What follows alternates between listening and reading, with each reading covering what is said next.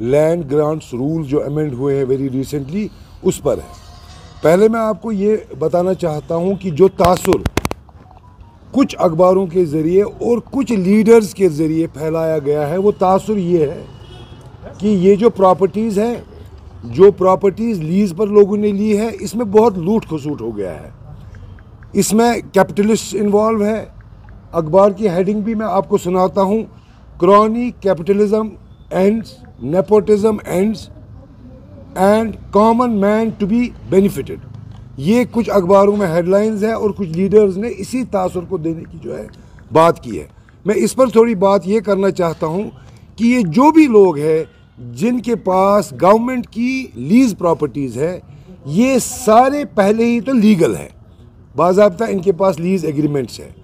इसके अलावा इनके पास दुकानदारों के पास municipal licences, GST registration, hotel वालों के पास टूरिज़म रजिस्ट्रेशन, जीएसटी लाइसेंसेस, और कमर्शियल इदारे जो इस ज़मीन पर बने हैं उनके पास भी सब लाइसेंसेस, बिजली का कनेक्शन, फ़ीस आज की डेट तक बिल्कुल लिया जाता है। सो एक चीज़ क्लियर है, this is all very legal, इसमें कोई इलीगैलिटी नहीं है।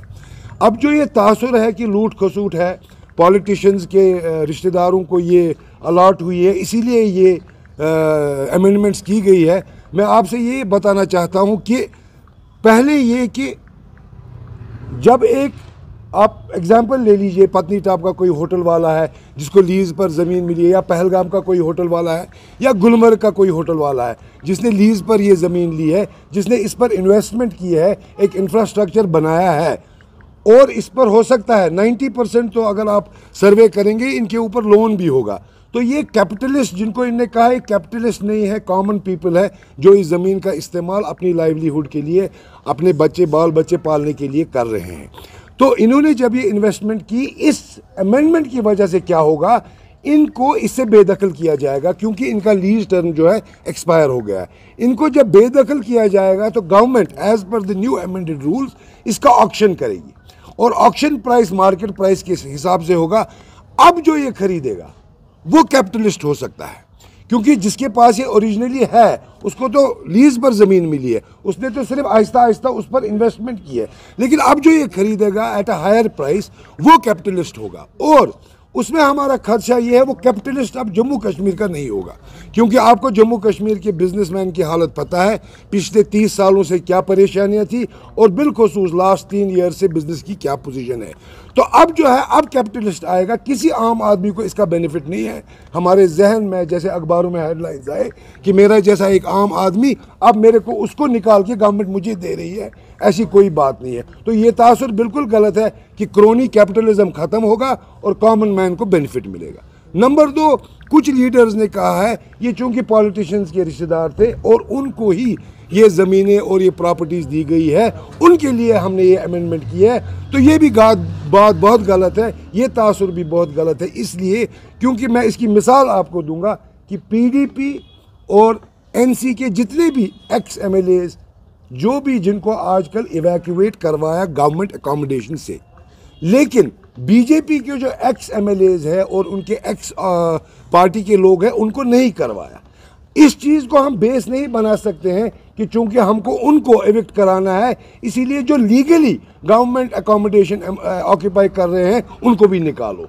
लिहाजा हो सकता है इन लीज प्रॉपर्टीज़ में हो सकता है कहीं कोई 2, 4, 5 पॉलिटिकल कनेक्शन की वजह से हो, लेकिन उसका मतलब ये नहीं है कि हम हज़ारों और लाखों लोगों को उनके हक से डिप्राइव करें।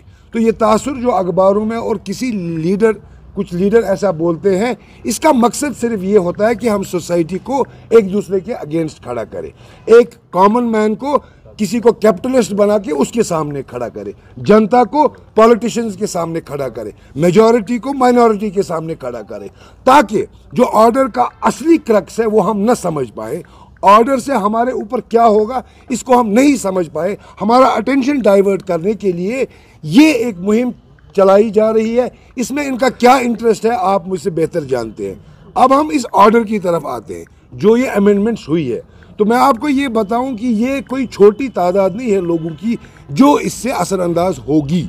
ये सिर्फ गुलमर्ग या पहलगाम के चंद होटलों की बात नहीं है, बल्कि जम्मू और श्रीनगर, जम्मू और कश्मीर के हज़ारों दुकानदार और हज़ारों प्रॉपर्टीज़ हैं जो लीज आउट की है गवर्नमेंट ने, जिनके लीजेस एक्सपायर हो गए हैं, जो एक ही order, one stroke of the pen, वो सारे इससे बेदखल हो रहे हैं। और देखिए इसके असरात, ये मैं आपको बताना चाहता हूँ कि जहाँ पर हमारी अनएम्प्लॉयमेंट इस वक्त 45% पर पहुँच गई है, जहाँ गवर्नमेंट की कोशिश होनी चाहिए कि एम्प्लॉयमेंट दी जाए, वहाँ इससे लाखों लोग अनएम्प्लॉय हो जाएंगे, बेरोज़गार हो जाएंगे।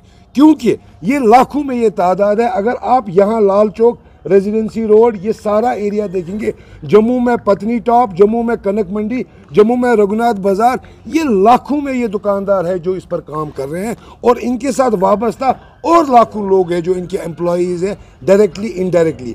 लिहाजा इस एक ऑर्डर से कम तखमीना है कि 6 से 7 लाख लोग मज़ीद अनएम्प्लॉयमेंट की लिस्ट पे चढ़ जाएंगे। ये इसका ऑर्डर का सबसे बड़ा इम्पैक्ट है। अब इसका दूसरा इम्पैक्ट देखिए, 1990 से यहाँ हालात ख़राब हो गए। बैंक बोरोइंग्स 1990 में 700 करोड़ थी जम्मू एंड कश्मीर की।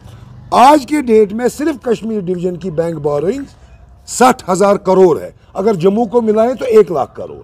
इसका मैं ये क्यों आपको कह रहा हूँ, क्योंकि ये जो सब बिजनेसमैन है, चाहे होटलियर है, चाहे दुकानदार है, इन्होंने अपना बिजनेस चलाने के लिए बैंक से पैसा लिया है।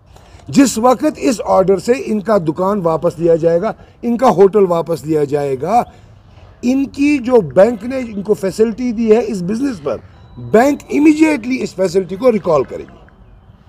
ये तो ऑब्वियस है, जब इनका काम नहीं रहा, होटल नहीं रहा, दुकान नहीं रहा, बैंक ने इसी पर तो फाइनेंस किया है, वो इमीडिएटली ये रिकॉल करेगी।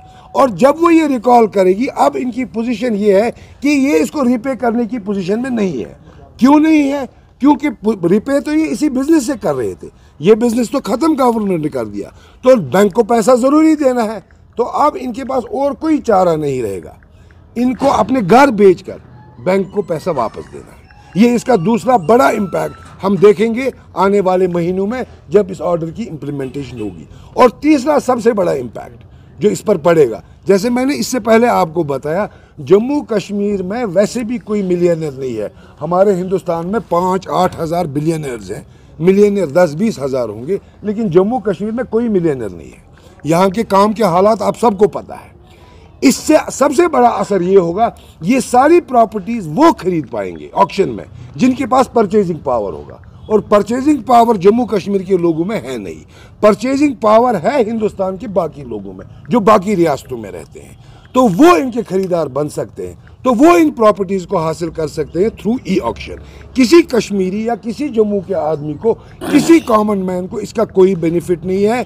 2 चीज़ें इसमें हो जाएंगी, हमारे 6 से 7 लाख लोग जो है बेरोज़गार हो जाएंगे, उनके घर बिकेंगे और आबाद होंगे ये दुकानें, ये प्रॉपर्टी जो जम्मू कश्मीर के बाशिंदे नहीं हैं, जो बाहर से आएंगे। ये 2 बहुत बड़ी चेंजेस इससे हो जाएंगी।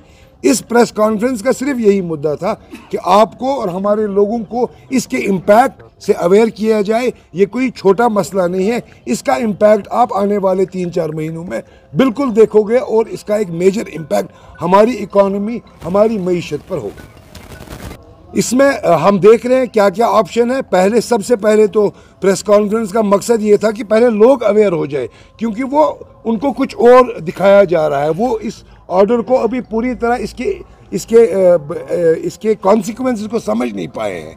तो ये प्रेस कॉन्फ्रेंस इसीलिए थी कि वो समझ पाए इससे क्या इम्पैक्ट हमारी इकॉनमी पर पड़ेगा। सर आज देखिए, एक्चुअली एग्रीमेंट, अगर आप इनके लीज एग्रीमेंट्स देखेंगे तो मुख्तलिफ मियाद है, 20 साल, 40 साल, लेकिन गवर्नमेंट ऑफ इंडिया में एक कानून है कि lease can be for a maximum period of 90 years, मतलब 90 ईयर्स के बाद तो आपको इसको बदलना ही है, लेकिन प्रोविजन है अप टू 90 ईयर्स आप एक्सटेंड कर सकते हैं।